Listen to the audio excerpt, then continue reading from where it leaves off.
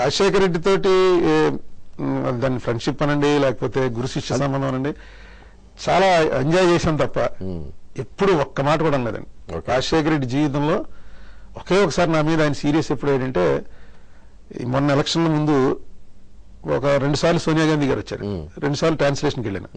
ట్రాన్స్లేషన్కి వెళ్ళడానికి ఒక night train లో వెళ్ళాలి, ఆ రోజంతా ట్రాన్స్లేషన్ చేయాలి, మొన్న ట్రైన్కి ఇక్కడ రావాలి. అల్టిమేట్ గా దగ్గర ఒక 2.5 రోజులు పోయేది క్యాంపెయిన్, దగ్గర పడ్డానికి జరుగుతుంది. ఈలోపు రాహుల్ గాంధీ గారిది మీటింగ్ వచ్చే కాకినాడ వచ్చి అక్కడి నుంచి జాయిన్ అయ్యి వెళ్ళాలి అని చెప్పి పిలిచాడు ఆయన. పిలిస్తే నేను ఏమన్నానంటే, సార్ ఇప్పటికే అక్కడ మురళీమోహన్ గారు, కృష్ణరాజు గారు, 2 పార్టీలు ఒకటే క్యాంపెయిన్, ఏమంటే మీ అభ్యర్థిని చూసుకోవాలంటే టీవీలో చూసుకోవాలి అని చెప్పి వాళ్ళ అదే క్యాంపెయిన్ అండి. ఇంకా నా మీద చెడు చెప్పడానికి ఏం లేదు. వచ్చాడా అని ఎవరున్నా వెళ్ళి అడగటం, కాంగ్రెస్ క్యాండిడేట్ వచ్చాడా అని, అంటే రాలేదని అంటారు. సాయంత్రం టీవీలో కనబడతాడు చూసుకోండి, ఆయన అక్కడే ఉండమనొచ్చు కదా, ఎందుకు ఇక్కడ వచ్చి మిమ్మల్ని ఏం చేయలేదు, ఇదే రన్ అవుతుందండి. నేను రాజశేఖర రెడ్డి గారిని అడిగాను, సార్ ఈ రాహుల్ గాంధీ గారి ట్రాన్స్లేషన్ కి వేరే ఇంకొక మనిషి ఉన్నాడండి, బాగా చేస్తాడు అని అంటే, అప్పుడు చాలా కోపం వచ్చింది. కోపం వచ్చి, ఏం మాట్లాడుతున్నావు నువ్వు, నీ మొహం చూసి ఓట్లేస్తారనుకున్నావా, అసలు నీకున్న క్రెడిబిలిటీయే నువ్వు ఆ సోనియా గాంధీ, రాజీవ్ గాంధీ, రాహుల్ గాంధీ వాళ్ళ పక్కన ఉంటావు అన్నదే నీ క్వాలిఫికేషన్. రాహుల్ గాంధీ అంటే ఏమనుకున్నావు, future prime minister of this country, ఈ ఆపర్చునిటీ వస్తుంది అనుకున్నావా. కాదు సార్, ఓడిపోయాను అనుకోండి, స్టేట్ అంతా నెగ్గుతున్నాం, అది నాకు తెలుసు. స్టేట్ అంతా నెగ్గి అరుణ్ కుమార్ ఓడిపోతే రాజశేఖర రెడ్డి గొల్ల నెగ్గింది అని అనడానికి ఉండదు. వెంటనే మిమ్మల్ని అడుగుతారు, మీ అరుణ్ కుమార్ ని గెలిపించుకోలేకపోయావు, ఇంక నీ గొప్పతనం ఏంటో అని అడుగుతారు. అందుకని కనీసం అంటే నువ్వు తిరిగితే గెలిచేస్తావా అని అడిగాడు. గెలుస్తానో ఓడతానో, కనీసం సెకండ్ ప్లేస్ కన్నా వస్తాను. అప్పుడు పరిస్థితి అలా ఉందండి. కనీసం సెకండ్ ప్లేస్ కన్నా వస్తానండి, రేస్ లో ఉన్నానని అనిపించుకుంటాను. అందరూ ఓడిపోతేనే బాధపడి, కానీ అందరూ నెగ్గేసి నాకు డిపాజిట్ పోయింది అనుకోండి, అది మీకు అవమానం అని నేను ఫీల్ అవుతున్నాను. అది నోరు ఇంకా ఎక్కువ మాట్లాడుకు వచ్చేసే కాకినాడ వచ్చి అక్కడ జాయిన్ అవ్వన్నాడు. వెళ్ళాను, నిజంగా ఆయన చెప్పింది రైట్ ఏమో అనిపించింది. ఎందుకంటే అక్కడ నేను తిరిగిన ఏరియాలు, తిరగని ఏరియాలు ఇవన్నీ చూసుకుంటే పెద్ద తేడా ఏం లేదు. మనకు వేసే షెడ్యూల్ కాస్ట్ ఓటింగ్ రాదని అనుకున్నారు, షెడ్యూల్ కాస్ట్ ఓటింగ్ సాలిడ్ గా నాకు వచ్చిందండి. తర్వాత క్యాస్ట్ పరంగా మొన్న ఎలక్షన్ క్యాస్ట్ పరంగా విడిపోయారు. కాపులంతా పిఆర్పి, కమ్మవారు అలాగే ముందు నుంచి తెలుగుదేశం ఎక్కువ.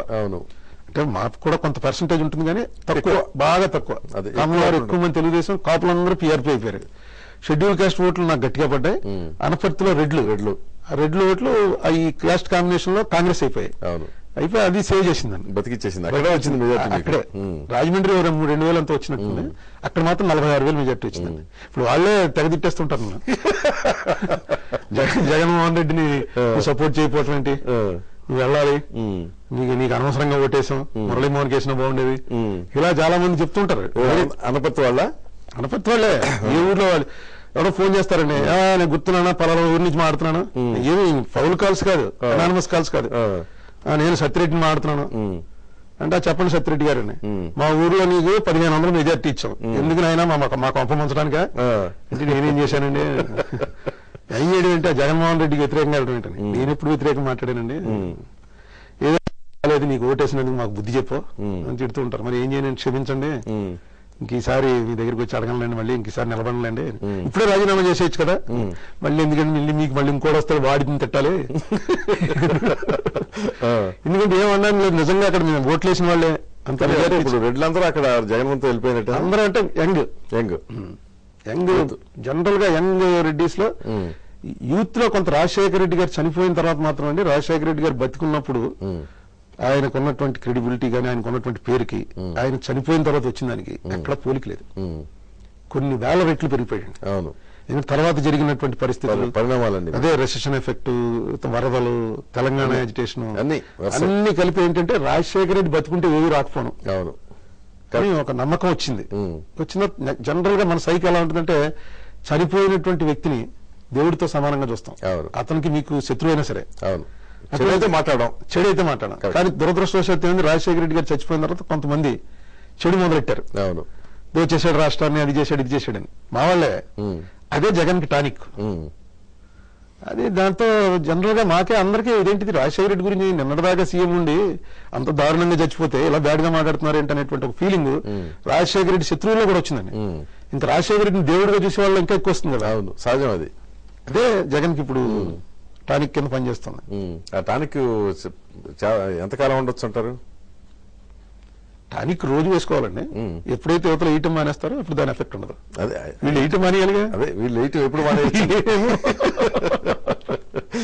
వేసేవాళ్ళు ఇవాళ కొత్తగా వచ్చినట్టు నేను చెప్పొచ్చు, బుద్ధి లేదానికని. వేసేవాళ్ళు రాజశేఖర రెడ్డి సమకాలికులు, ఆయనతో పాటు ఎమ్మెల్యే అయిన వాళ్ళు, ఆయనతో క్లోజ్ గా తిరిగిన వాళ్ళు. వాళ్ళకి నేను ఏం చెప్పగలను? అది ఈ మధ్య కొంచెం తగ్గినట్టుందండి. తగ్గితే ఏం లేదండి, తగ్గితే ఏం ఉండదు.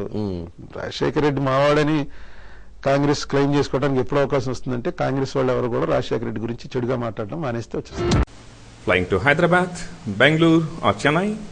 Book your flights at 9flights.co.uk. Cheapest ferries guaranteed.